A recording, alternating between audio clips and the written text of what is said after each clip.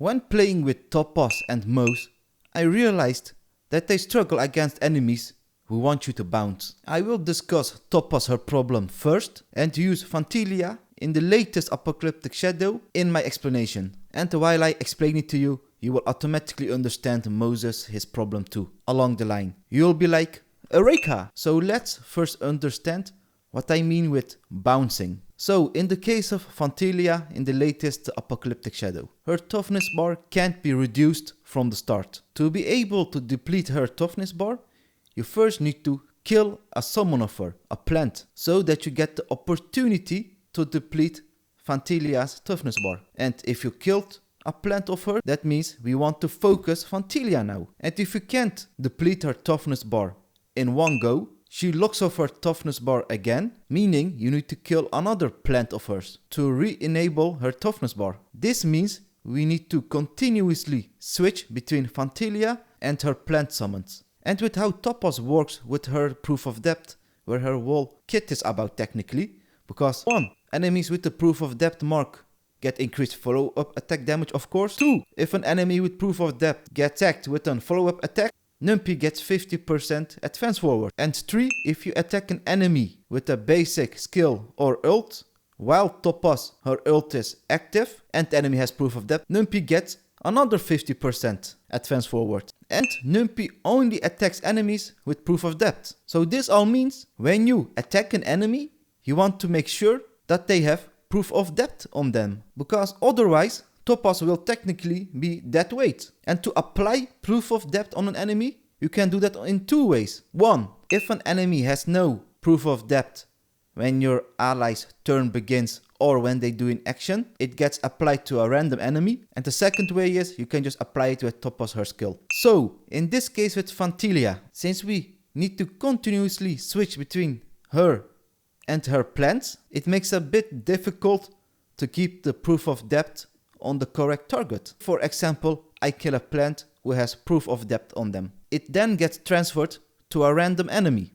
Phantylia if I am lucky, else another plant. If it got transferred to another plant, then I need to use Topaz her skill on Phantylia, since I want to focus her now that I can reduce her toughness bar. And now that proof of depth is on Phantylia, I do my things, I attack, I ult, I do my wall burst. But if I can't weakness break her, she regains that static toughness bar. I need to kill another plant. So I need to reapply proof of depth, which is now on Phantylia, to the plant I want to kill. So that Numpy his attacks don't get wasted on the Phantylia, whose toughness bar can't be reduced, and she even has 50% damage reduction. And I want to kill that plant, of course, faster, because Numpy does a lot of damage, plus the proof of depth applies that 50% increased follow-up attack damage. Otherwise it will take longer to kill that plant, because I don't want to use my Feixiao's ult, for example, on a plant and overkill it with 100k HP. This bouncing of reapplying Topaz her skill will cost a lot of skill points. Now that isn't that big of an issue in this Apocalyptic Shadow against Phantylia,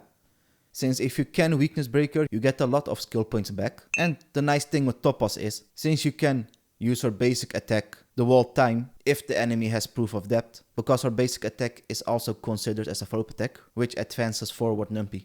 The only time I use Topaz her skill is when I need that little bit of extra energy to get her ult up, or I need that little bit of extra toughness bar reduction so I can weakness break them ASAP. But the raw skill damage from Topaz her skill is so little, it's quite neglectable. It is not worth the skill point if you use her skill for the extra damage only. And this wall bouncing mechanic is not the same as when you fight against multiple small enemies using Topaz her proof of depth. Since if you kill a small enemy, it gets transferred to another small enemy. And you kill that enemy and you repeat that. It doesn't matter which enemy gets marked often. But you shouldn't even use Topaz against waves with multiple small enemies in the first place. So that is something you shouldn't even have to worry about. And this wall gimmick is what makes a hunt character, a single target damage dealer. So some of them have the merrick like this with the marking like mechanic. Boothill also has a marking like mechanic with his standoff, but it is good against enemies with summons, who have physical weakness of course, since you can use those summons to get his stacks up, and if he has 3 stacks, you automatically win the battle.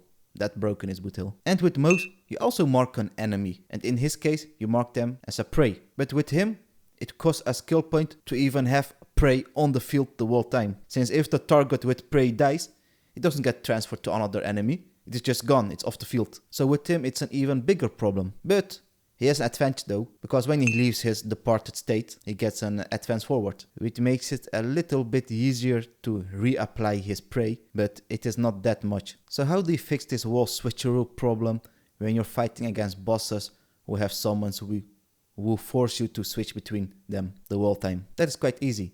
You need to have a third DPS in your team. So if you have a team with a buffer instead of the third DPS, a team like Feixiao, Moze, Robin and Aventurin, you will notice that it will be difficult to kill the summon with Feixiao only if you don't have Moze his prey on the summon. And killing that summon with Feixiao's damage only, even if you have Robin's ult up, will cost you more turns than that if you just had a third DPS who helps Feixiao, who isn't bound with the wall switcheroo mechanic. This way you can keep Moze his prey on the boss the whole time, so that when you get the opportunity to burst down the boss, that the prey is ready to go. A team like that would make fighting against Phantylia way easier. And another workaround against bosses who require to do the switcheroo is you need to speed tune or time your characters in such a way that if you kill a summon who has a mark, that the next character in turn is the character that can apply the mark to the boss, so that you don't end up in a scenario where your other teammates gets a turn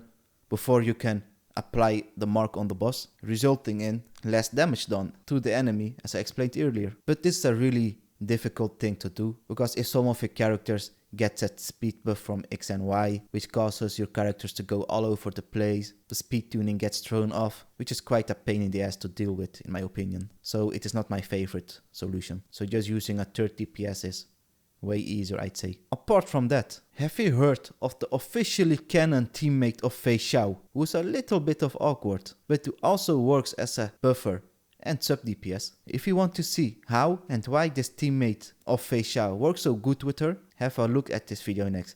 Thank you for your time and see you next time. Bye.